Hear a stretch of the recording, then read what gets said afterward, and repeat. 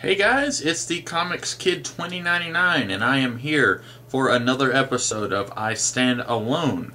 This is a series of videos where I talk about a single issue of a comic book and I decide if you can pick this comic book up without really any knowledge at all of the series, and can you understand it, or do you need a little bit of backstory from previous issues. And I've done this twice now. You can go back and see some of the others. I did an issue of Hawkman from the New 52, and I did an issue of Young Blood from the early 1990s.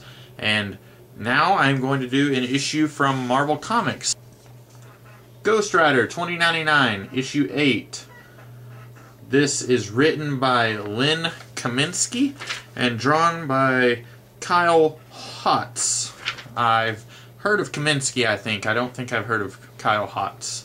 The basic premise of Ghostrider 2099 is kind of sort of anticipating the Matrix by about 6 years, in that this guy named Zero Cochrane, he dies, and then his mind/spirit is hijacked by a group/organization called the Ghost Works, and they put his mind into this robot body, and so he becomes kind of a cybernetic Ghost Rider of sorts. And it's really strange how in the early to mid-90s there was this incredible ignorance of the internet and kind of how it would work.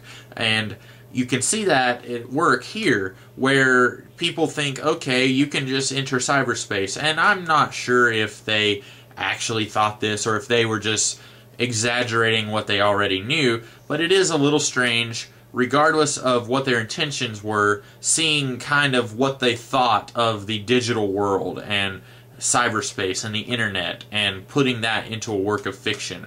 And it would definitely feel very out of place now. It definitely feels very dated right now. Having said that, it is very interesting to kind of see the Ghost Rider origin updated for a dystopic cybernetic future. Instead of a demon taking this guy and rebirthing him into the world, it's an organization that works through a digital means, and they're basically doing the exact same thing. We're not exactly sure if the Ghost Works are sinister like what you would have with the other Ghost Riders, where it was an evil demon kind of sending them back into the world. We don't really know what their goals are. And that's a good segue into this issue itself, what we know and don't know just based on this issue. Well, fortunately, everything I've just told you, we do know from this issue. This is from the mid-90s, so it's almost a guarantee that any comic you would find from back then is going to have a little bit of an explanation about the premise of the series, and in some cases what you've seen so far, in a little bit of text at the very beginning of the issue. And that's very handy. So, if you've never ever read the previous 7 issues of Ghostrider 2099, very quickly you can find out this guy, his name is Zero Cochrane, he was put together by the Ghost Works, and now he's out for justice in the world. And in this issue, Zero, or Ghost Rider, he is investigating inside this girl's head, and later we find out that it is his ex-girlfriend, or I guess by the end of the issue, she's his ex-girlfriend. Spoiler! He's digging around in her head because she is comatose, and he's trying to find out why she is comatose, and hopefully he can bring her back to life. And basically, it's pretty easy to understand. It seems like this is a one-shot story, although I'm sure issue 7 led into this issue, but really, you don't need the previous 7 issues to understand what's going on. Like I said, they give you the origin of Ghostrider 2099 all in this issue, and then the story itself, it pretty much concludes in this issue, and then you get a little bit of a hint of what to expect in issue 9, although I'll admit that's a little bit harder to decipher if you haven't read the rest of this series. He talks about having a hidden code inside him and he has to go investigate that. I don't really know what it's about, but if I was living in the year 1994, I would probably go and get the next issue. I thought this was a very solid issue. I thought the art was pretty good. And this being the mid-90s and this being set in a dark, dystopic future, there's quite a bit of slang and dialogue that feels really silly and outdated they had this thing where they would introduce jargon that they thought would be very futuristic, and of course, this being 20 years ago, it does not feel futuristic. It feels very bad, very dated, if you will.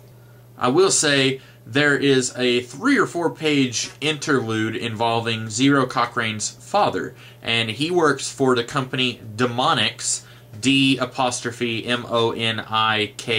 I think.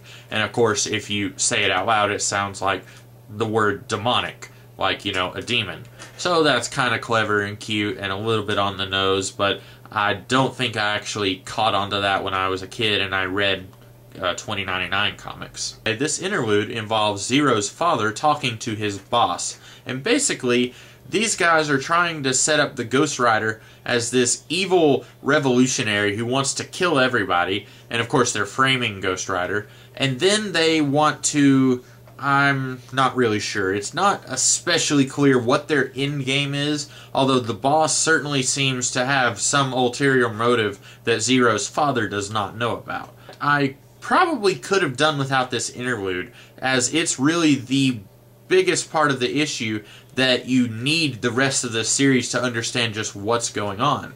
But this being Marvel Comics, you know, in the 1960s, Marvel really pioneered that method of you've got a single issue of a comic book and it stands by itself for the most part. At the end of the issue, Spider-Man is going to defeat the bad guy, but then you've got 1 or 2 pages that deals with Betty Brant or J. Jonah Jameson or Aunt May, and there's something brewing that's going to come to a head in the next couple of issues. And I can only imagine that this issue of Ghostrider 2099 is doing something similar to that, where in maybe issue 9 or 10, you're finally going to see what's going on with these people at Demonics, what is their big evil plan, as it's not especially clear here, although we do know that they are gunning for the Ghostrider. All in all, as I said, I think this issue stands alone. I think it's very solid. I think the 2099 universe gets a bad rap as being just a really bad part of the 90s, and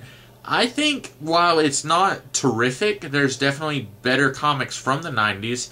I think that it's not as bad as people say, and it could just be that I'm biased as I like the 2099 universe, but I thought this was a pretty good issue. I would definitely say it does stand alone. That's about all I have to say about this issue. So, I hope you guys enjoyed this video. If you liked it, please give it a like down below, and if you want to subscribe to my channel where I talk about comic books and other things pop culture, go ahead and do that. Having said that, I'm going to go put my mind into a robot skeleton body. I'll see you guys next time.